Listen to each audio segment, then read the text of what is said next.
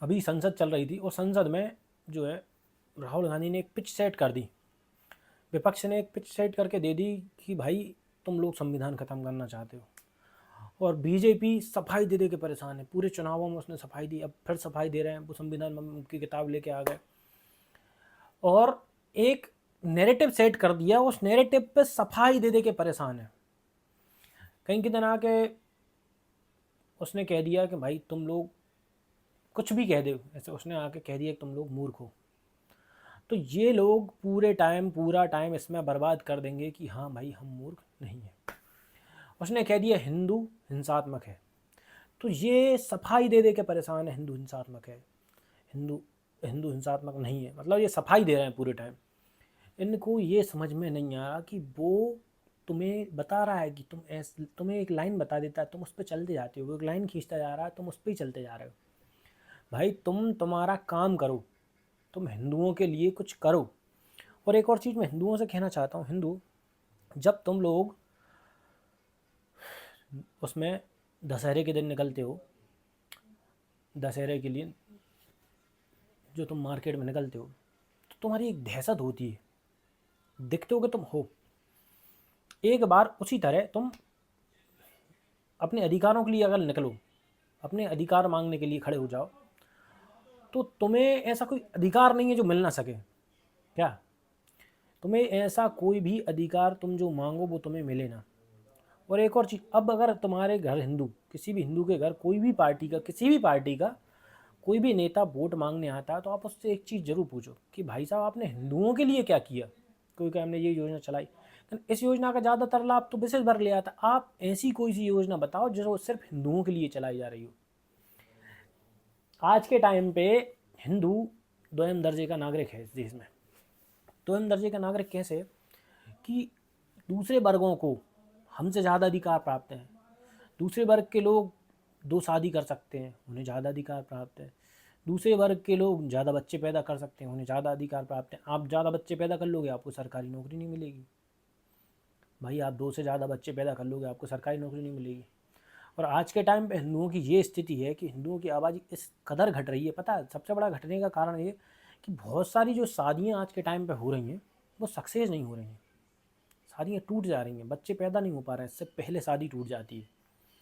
और आजकल हिंदुओं की जो शादी करने की उम्र है वो बहुत लेट हो गई है। अप्रॉक्स अगर औसत निकाला जाए तो वो 30 के आसपास पहुंच गई है। हिंदुओं की जो शादी करने की एज हो चुकी है वो औसत 30 के आसपास पहुंच चुकी है। इस बात का गहन अध्ययन अगर किया जाए कि हिंदुओं की आबादी घट रही है बढ़ने की जगह, उनकी आबादी बढ़ रही है और हिंदुओं की घट रही है। इलाहाबाद हाई कोर्ट ने अभी कहा है कि हिंदू बहुत जल्द इस देश में अल्पसंख्यक हो जाएंगे। उसने कहा बहुसंख्यक लोग बहुत जल्द अल्पसंख्यक हो जाएंगे और जो अल्पसंख्यक हैं वो बहुत जल्दी बहुसंख्यक हो जाएंगे। तुम्हें एक बार अगर तुमने मांग लिया अधिकार, क्या अधिकार मांगना है तुम्हें? तुम्हें ये मांगना है कि हमें विशेष अधिकार। कैसे विशेष अधिकार? कि भाई कोई भी हिंदू धर्म परिवर्तन नहीं कर सकता। कर सकता तो जैसे हिंदू दूसरी शादी कर सकता है वैसे उसको 7 साल तक की सजा है, वैसे ही इस मामले में भी हिंदू को अगर कोई हिंदू धर्म परिवर्तन करता है तो उसको सजा होनी चाहिए। हिंदू को, दूसरे वर्ग के बारे में बात नहीं कर रहा हूँ मैं, हिंदू के बारे में। कोई हिंदू लड़की किसी दूसरे वर्ग के लड़के से शादी करती है तो उसको सज़ा होनी चाहिए, हिंदू लड़की को ही सज़ा होनी चाहिए। क्या है कि हिंदुओं की आबादी जिस कदर घट रही है, इलाहाबाद हाई कोर्ट ने खुद कहा है इस बात को। और विशेष अधिकार कैसे? कि हिंदू अगर किसी दूसरे वर्ग के लड़की से शादी करता है कोई हिंदू, तो उसे सरकार की तरफ से प्रोत्साहन राशि देनी चाहिए। कोई हिंदू लड़का अगर किसी दूसरे वर्ग की किसी दूसरे गैर हिंदू से शादी करता है तो उसे सरकार की तरफ से प्रोत्साहन राशि देनी चाहिए। क्यों? क्योंकि भाई हिंदू की आबादी घट रही है, हिंदू की आबादी, आपको जो आबादी का संतुलन है आज़ादी के टाइम पे जो था कम से कम उसे तो मेंटेन करके चलना चाहिए सरकार को।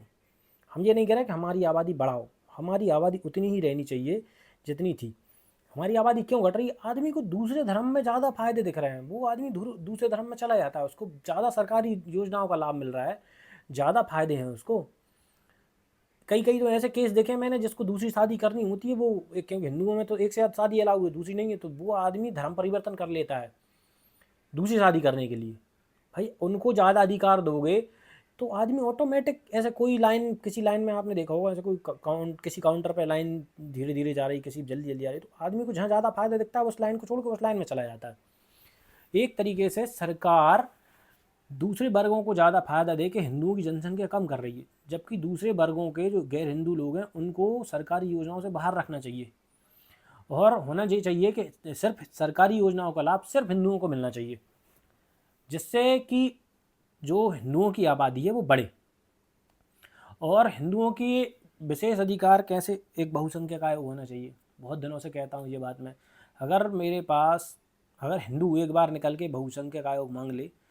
और एक और चीज़, आप जब मंदिरों में जाते हो हिंदू, तो मंदिरों में आजकल जो नारा लगा रहे हैं लोग, वो एक नारा लगाते हैं विश्व का कल्याण हो। विश्व का कल्याण करना छोड़ो, मंदिरों में नारा लगना चाहिए हिंदू का कल्याण हो, सनातन धर्म का कल्याण हो। ठीक है, हिंदू का कल्याण हो और सनातन धर्म का कल्याण हो। और मंदिरों में नारा लगना चाहिए, हमारे धार्मिक नारे लगने चाहिए। हिंदुओं के मंदिर सेक्युलर जगह नहीं है, हिंदुओं के मंदिर सिर्फ हिंदुओं के होते हैं। वहाँ हमारे धार्मिक हमें धर्म सपोर्ट करने वाले नारे लगने चाहिए।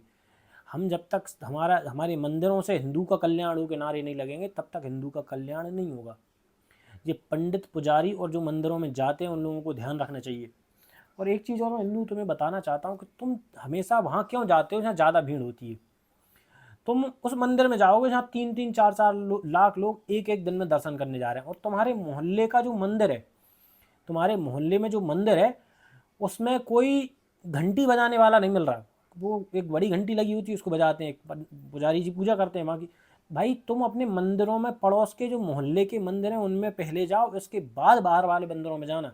और आदत बनाओ कि आपको शाम के टाइम आपके मंदिर में जाना है और मंदिर में जाके नारा लगाना है हिंदू का कल्याण हो। समझ रहे हो। और नेताओं से भी पूछना है कि आपने सिर्फ हिंदुओं के लिए क्या किया। एक ऐसी योजना बताओ जिसमें सिर्फ हिंदुओं के लिए किया गया हो।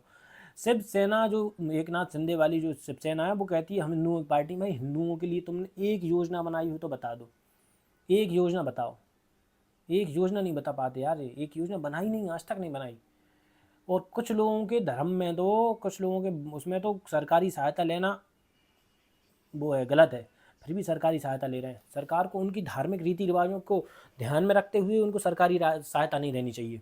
अगर मैं प्रधानमंत्री होता और 2014 में अगर मैं प्रधानमंत्री बनता मोदी जी की जगह, तो कहता यार इनके धर्म में ये धर्म के खिलाफ है सरकारी सहायता लेना, तो इनकी सरकारी सहायता बंद की जाती है। इनके धार्मिक सम्मान कर रहे हैं हम, उनकी धार्मिक भावनाओं का, उनकी धार्मिक भावनाओं का सम्मान करना चाहिए मोदी जी को। तो हिंदुओं जागृत हो। और अब से आपके पास कोई नेता है तो उससे पूछो, और अगर आप मंदिर में जाते हो तो मंदिर में भी हिंदू का कल्याण हो। समझ रहे हो, इस प्रकार के नारे लगने चाहिए।